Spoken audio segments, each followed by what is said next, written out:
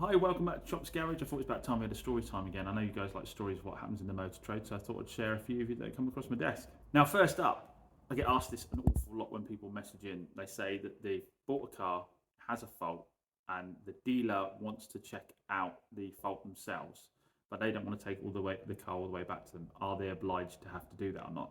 Interesting case came up recently in court, and it shows what at least some judges' view on this. So what happened was there was a claimant that bought a vehicle from a dealer, and at the point of sale, the dealer said it's got a new MOT, but there was an advisory for the stone chip on the windscreen. So obviously, if the dealer makes you aware of that, then there's no obligation for them to fix it. He's saying, I'm not going to. Maybe there'll be a negotiation with you if you're really bothered by that to have a new screen fitted. But in this case, the customer didn't negotiate that. They had the chip on the windscreen pointed out to them. They took the car away. They had the car for a little while, and it developed an oil leak. Well, at least the third party told them the vehicle had an oil leak. I think they probably had one of these post-purchase inspections on. I don't know why people don't get them pre-purchase. I don't know why it's always post, because that always causes problems. If you do it pre-purchase and things come up, then you can negotiate a deal with the dealer, or the dealer might say, you're not paid to do those things, and then everybody knows where they are. You can just leave it at that. But people seem to buy cars, take them away, then get them checked over. Anyway, I digress. So he contacted the dealer regarding the leak, and the dealer said, no problem at all, get the vehicle back to me, we'll check it out for you. Obviously, they wanted to check the diagnosis was correct. Or for some reason, the claimant decided that was unreasonable, again, probably because of the inconvenience of getting the car to him, and refused to actually bring the car to him, and instead put small claims in. He went to court and he made a claim of £2,500, but within the claim, he also not only wanted the oil leak fixing, he wanted the chip on the windscreen fixed and said it was unfit for purpose. So the case went to court, and a judge said that actually, because you had the chip pointed out to you at point of sale, you can't make a claim against that. Hopefully, I presume the guy had this written down on the form. Because the chip was pointed out to you at point of sale, then you cannot be paid out for that. As regards the leak, he said that it was up to the dealer to prove that fault didn't exist at point of sale, but he should have been given the opportunity to remedy it. Under the Consumer Rights Act, after 30 days, we have the right to do a repair on a vehicle rather than just accept the vehicle back. And it's perfectly within our rights to check that the diagnosis you've been given by another garage is correct, and for you to get the vehicle back to the point you purchased it. And the judge agreed with that. I think because this guy claimed for the chip on the windscreen as well, things probably won't go in his favour, and the case was actually thrown out of court. And because the dealer wasn't given that opportunity to check the car out. So just a little advice there, where if you decide to travel a fair distance to go and buy a vehicle, remember it could be your responsibility to get the car back to them if there is a problem with it and it needs looking at. So factor that in. You know, there might be a car a little bit closer to you that's the same in every way, it's just a little bit more expensive, but if you can just drive 10 minutes down the road to get it resolved, then that might be more beneficial than saving a few £100 on the purchase price of the car. It's proof once again that despite what the saying is, the customer isn't always right. Sometimes the customers are wrong and they're being unreasonable, and at least there's a few judges out there that understand that. So I obviously encourage people to message me if they're having problems with dealers, and one of the people who did that was Bob, one of our subscribers. He bought a Lexus 250H. He had the car for 3 days and it wouldn't start, so he called the AA out, and they said the battery was only at 47%. So they got it started, used it for a little bit more, went to a supermarket on a shopping trip, came out, the car wouldn't start again. So they got hold of the dealer, and they said get the vehicle in to check it out. The dealer then said that they thought the issue was the battery, but batteries wouldn't be covered by the warranty. So Bob got in touch with me about the car, and I said, well, at the end of the day, normally batteries aren't covered, but because you're within 30 days and you can't literally drive the vehicle because the battery's going flat all the time, you could be within your rights just to reject the car, because within 30 days you can reject the car for any fault that makes it unfit for purpose. So interestingly enough, when Bob reminded the dealer of this, they did actually fit a new battery. So fair play to them on that. But remember not to get pushed around within the first 30 days. If there is a fault with the vehicle, and then you do have the right to just reject the vehicle, I would obviously suggest that you get it fixed, because that fault could appear in 7 months' time and you'd be liable for fixing it. So as long as there's nothing major that really prevents you from having any faith in the car, just get the dealer to get it fixed. But yeah, you would, even things like a battery, which is a fair consumable item, if that car had been out for say 3 months or so, I would say, you know, and depending on the age of the vehicle and the mileage of the vehicle, yeah, you might be liable for putting the battery in itself. But that early on, definitely up to the dealer to sort that out. An example of how you can lose, even though you've won as a car dealer in court, was one that came via my mate James down in Plymouth the other day. He had a case brought against him by a purchaser of a Range Rover Sport that he sold to him spares and repair. But about a year later, he's ended up in court on this car because it broke down. I think it was after a few months and a good couple of thousand miles. Now the buyer was claiming that he'd been told that the car was a good family vehicle. That was his claim. That was, and he was basically claiming, I think, that it was unfit for purpose.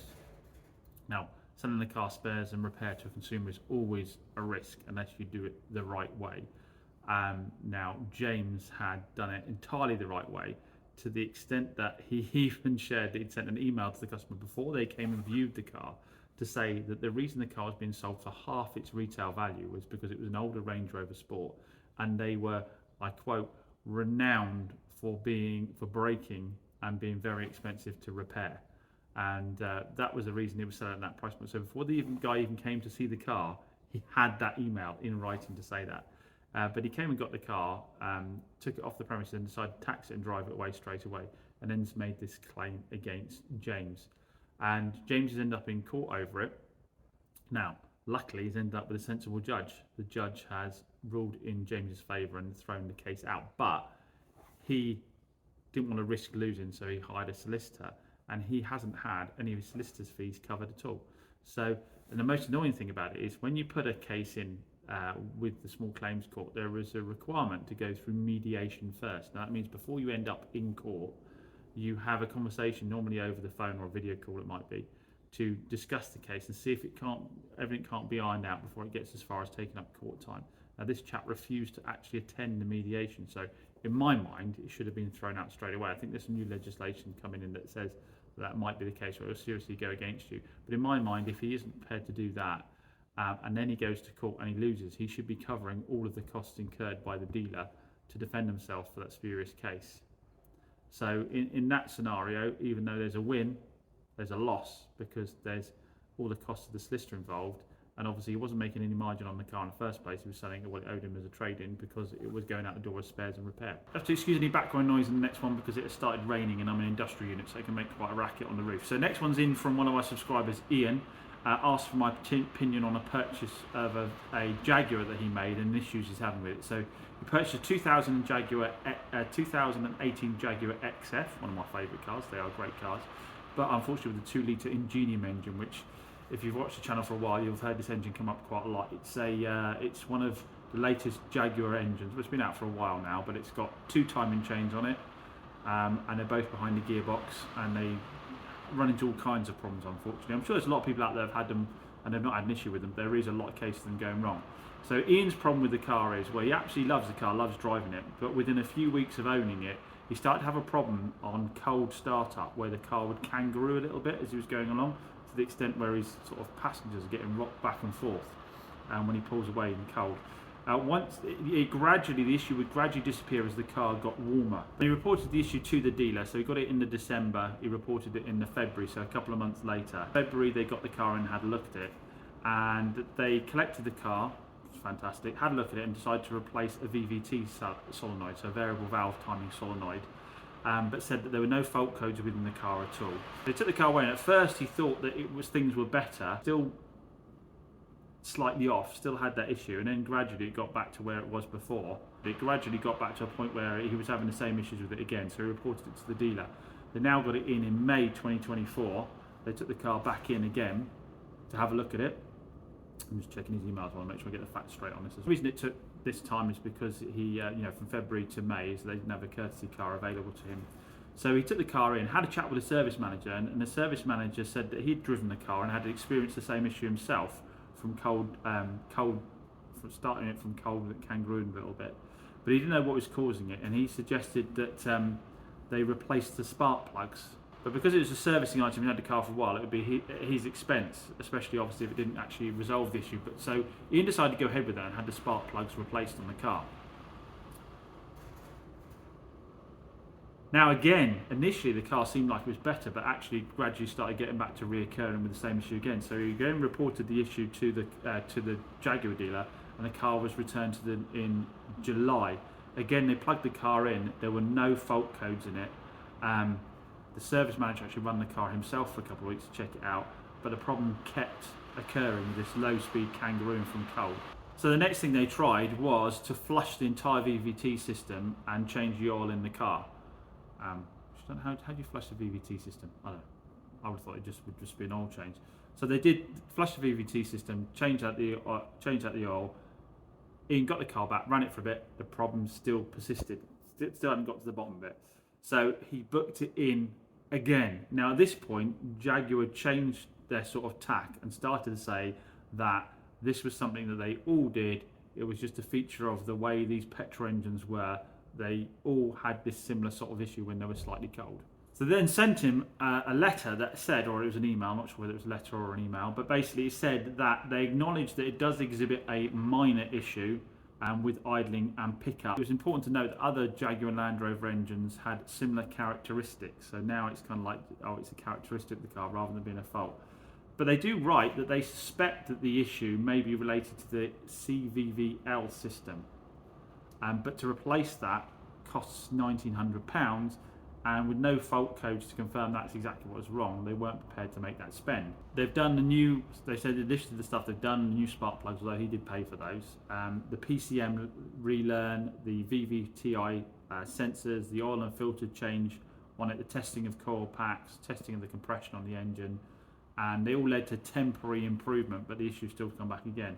So they didn't really leave sort of any further step forward, any further sort of option for him. So he's come to me and said, you know, I think we're getting on for a year later now.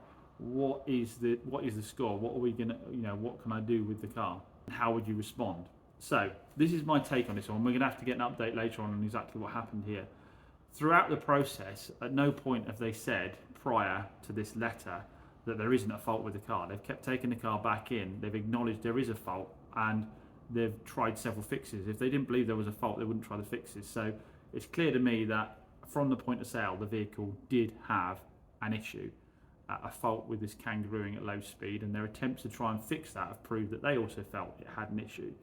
Yes, they've been good going through all these other processes trying to fix it, but at the end of the day, they haven't got to the bottom of what the issue is. And to say that it is just the same as all the other cars now, this late on in the game, I wouldn't consider acceptable. Ian makes a point, and I would agree with him, that if this was a very common thing with that engine, you go onto forums and you find it everywhere that people are getting their new and nearly new 2-litre engines, and they're all kangarooing at low speed, and they'd all been told the same thing. So there's certain cars where there are characteristics. We were talking about VW ups with a little 1-litre engine the other day. There's a letter out there from VW to say that from cold start up, the gearboxes are a bit chattery, and there's loads of it all over the forums everywhere, of everyone saying they've got exactly the same thing. And when I put a video out on it, I was inundated with people saying they own them and they get exactly the same thing. In this scenario, there is no such evidence that everyone has experienced this kangaroo in the car. And the fact that a main dealer has gone to replace all these parts indicates that they also aren't used to seeing it and were trying to resolve it. So therefore, in my mind, the car had a fault at point of sale. It can be proved it was at point of sale. They've had their attempt to fix it, because don't forget, after 30 days, you get one attempt to fix the vehicle. They've had their attempt to fix it and they've not been able to. So Ian's choice now is to hand the vehicle back, because they're not wanting to replace this £1,900 part they think it might be. So if they don't want to do that, their option is for Ian to hand the vehicle back. Now at this point, I think he would be liable for any miles he'd put on the car and any bodywork damage he'd put on the car. So there could be a deduction for the mileage he's had out of the vehicle, because he has been able to use it, and then for any bodywork issues he put on it. But other than that, he would get a refund just minus that mileage. So yeah, we'll have to get an update. That's what I've advised Ian of. As far as I'm concerned, we've got a fault that existed at point of sale. They've admitted there's a fault, and they either need to fix it if he wants to continue having the vehicle, or to accept it as a return. Now obviously he can't force them to put this £900 part on it, but if they're not willing to do so, then they need to take the car back. And unfortunately that is just the cost of doing business when you're selling JLR products, I'm afraid. So I'd be interested in your opinion on all those cases, what you think, whether you think I'm wrong or right on some of them, and whether you think they went the wrong or right way for the consumer and for the dealer. Obviously, if you're having problems with any car you've purchased, just bung me an email across. I'll put an email address across the bottom of the screen now, or you can get me on Instagram, and I'll do my very best to get back to everyone. Massive thanks to everyone that has sent in. What I'm planning on doing, by the way, is Joe at Shifting Metals helped me with some merchandise. We're going to get some Chops mugs done up, and anybody who sends in a story that I use, you're going to get one of these mugs, and the only way to get one is going to be by sending one of these stories. So there will be limited edition ones, so we'll get that sorted ASAP. Hey, you still here? Well, perhaps you do me a massive favour then and make sure that you're subscribed. Have a look down below, make sure you're subscribed to the Chops Garage channel. You'd be doing me a massive favour because I'm very jealous of my mate Joe's lovely shiny silver plaque from YouTube to say he's hit 100,000 subscribers. And believe it or not, if just everyone watching the channel hit subscribe, would already be there, because 60% of you watching the channel aren't subscribed. Remember, subscribing costs nothing. You're committing to nothing at all. All you're doing is let YouTube know you like the channel, and it'll then remind you when future videos come out. So do me a favour and make sure you got that subscribe button hit below. Massive thanks for watching. See you on the next one.